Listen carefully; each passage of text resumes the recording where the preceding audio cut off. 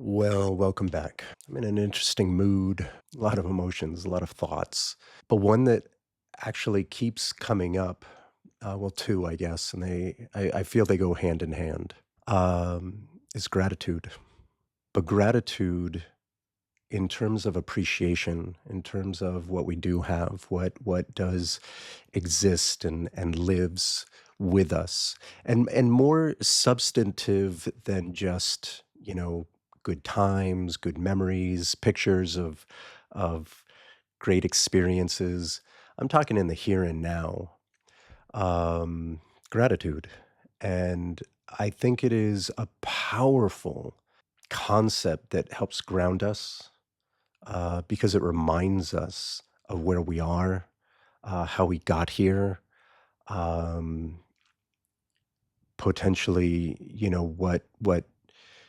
what we have to look forward to, right? So on this continuum of past, present to future, gratitude is certainly an amazing and dynamic vehicle that helps us kind of navigate those realms in a way that we can appreciate, acknowledge what we do have, and perhaps even greater in a moment when it seems that everything's been taken away from us.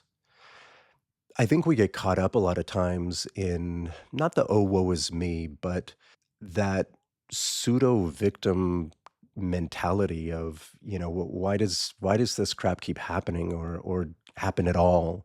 Stuff expected, unexpected, hardships, adversity. So it's an activity that I run my kids through from time to time. I'd say it's not really prescribed. I teach from the hip. I know what objectives I want to achieve. I know what concepts I'd like to cover and often cover again because through whatever assessment, formal or informal, they just didn't get it. They aren't stable with it. They're not proficient. They're not confident or comfortable with it.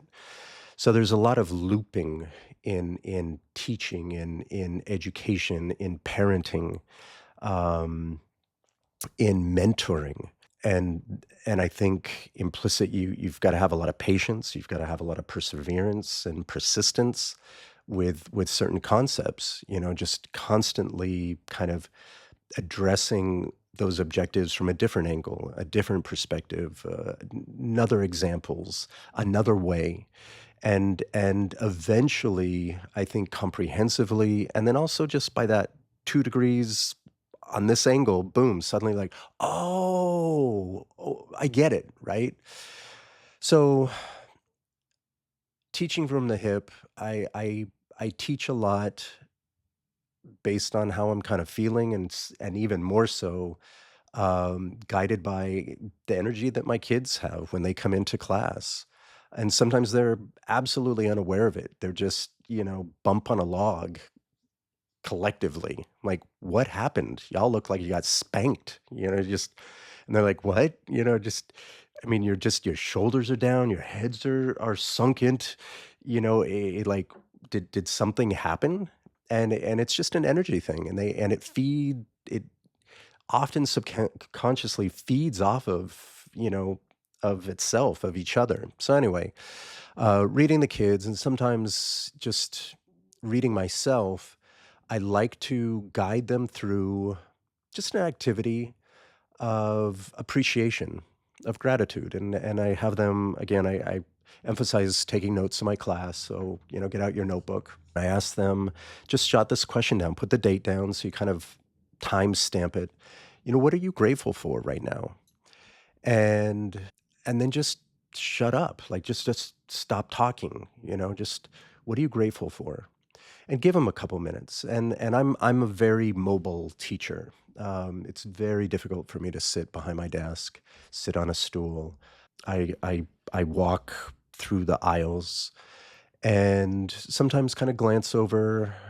Sometimes just I want them to just sense my presence, keeps them very present. And you kind of get a feel for, okay, after 2 to 3 minutes, they've jotted a couple things down, and they write it in different ways, some in complete sentences, others just kind of bullet points.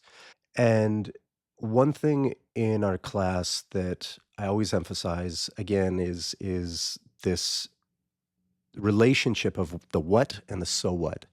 The what is informational, it's factual, it's s- surface level. The so what gives meaning, value, purpose to the what. And so ideally, they go hand in hand. Boring people are whats. They both in and of themselves as in how they talk, as well as how they communicate. They won't ask you why, how come, where did that come from? What does that mean to you? Geez, what are the effects of that? The consequences of that? What are the implications? That makes boring people. They're not curious beyond the surface level. So I emphasize that with my kids constantly. And so, what are you grateful for as a basic question is simply answered with what's. I'm grateful for my mom. I'm grateful for, my warm jacket because it's cold. It kind of a grocery list of items. At this point, we've been together for 5 months. They also know, okay, there's the what, but don't stop there. The what is only there kind of as a diving board to jump into the deeper end of significance, right? So what? So what? You've got your mom. Like, why? Why? What are you grateful for regarding mom? Right? That she brought you into this world, that she busts her butt and has two jobs, juggles your life, your little brother's life. What is it? And then keep going, right? And so moving from the what is it to and how does that make you feel, right? What does that imply? What does that suggest about your character, about your perspective, about the meaning of love, of devotion, of loyalty, of compassion, of those extra efforts that great people in our lives just naturally and willingly want to perform, unselfishly, right? To just give. So I after the initial, what are you grateful for? Then I start just walking them through these kind of deeper layers of exploration of what gratitude really means, what it really looks like, what it really feels like. And it to enable them, to guide them, to give value, to give meaning to that grocery list that they might have put down. It's a powerful exercise as we look typically outward, right? I'm grateful for having a home. I'm grateful for such a loving or caring mom, or parents. I'm grateful for my friends, et cetera, et cetera. It's almost easy to find things that are, lights in our life. It starts getting, you know, not slower, but just more time and energy consuming in terms of breaking down those elements so that they really mean more to us. We grasp their deeper meaning, right? Their deeper value to us. Um, but the dynamic is still self to exterior, right? Myself in relationship to these things outside of me.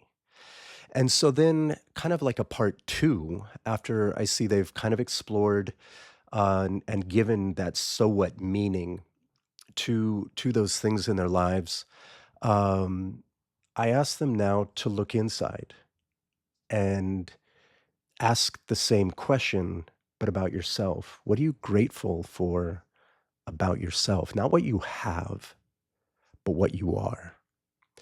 And this, you can feel the energy shift where they've kind of had this warm up of being grateful, being appreciative of the things in their possession, right?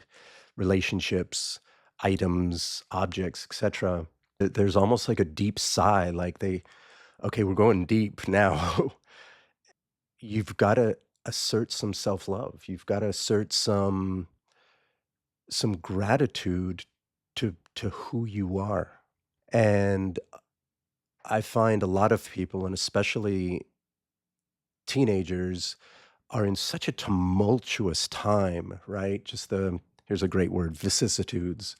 Vicissitudes are the ups and downs. Great word. I always just think of roller coaster, right? And it's an emotional roller coaster because everything's changing, everything is new, everything is somewhat experimental, and the impact and the unknown are in such great amounts that it is overwhelming. I always kid with them like high school years are kind of like dog years. 1 year is worth like 5 or 6, older person's years because you experience everything so intensely, right? Somebody will walk in with balloons and a stuffed teddy bear and roses and chocolates. I'm like, oh my god! Like, well, what are we celebrating? It's like, it's my anniversary with my boyfriend. I'm like, oh wow, congratulations! How long have you guys been dating? Like, it's been 2 weeks. Like, okay, let's celebrate. So it's just, but those 2 weeks is like an older person's, 5 years kind of thing. Having them, you know, start looking inward and really learning to accept themselves on some level is a powerful dynamic, right? It's that self-love, it's building confidence, it's building a reassurance, a trust, a foundation, and all of those, that's a foundation upon which you can then live, right? You have to start inwardly. You have to, um, drive that energy and that clarity inward to establish home base. And then from there, now you can reach out, right? Now you can make sense of the world and kind of have that interactive play of, if this is where I am solid, then how does that reverberate with me? Is it alignment? Is it conflicting?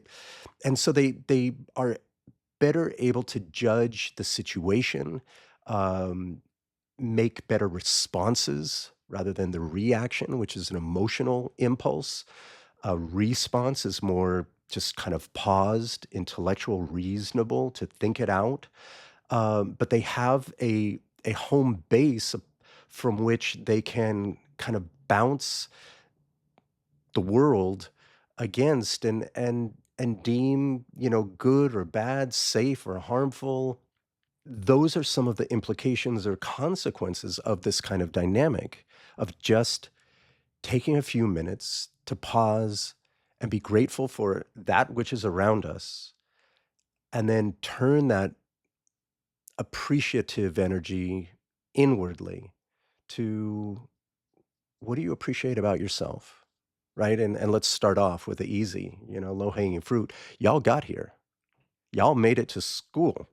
You're in my class, like, applause, congratulations, right there. That's a victory, right? My first period students, especially, like, that's the tough one for a lot of kids, just getting out of bed. It's that whole routine. It's relying often on somebody else to get them to school and deal with those other people's agendas. It's a battle, right?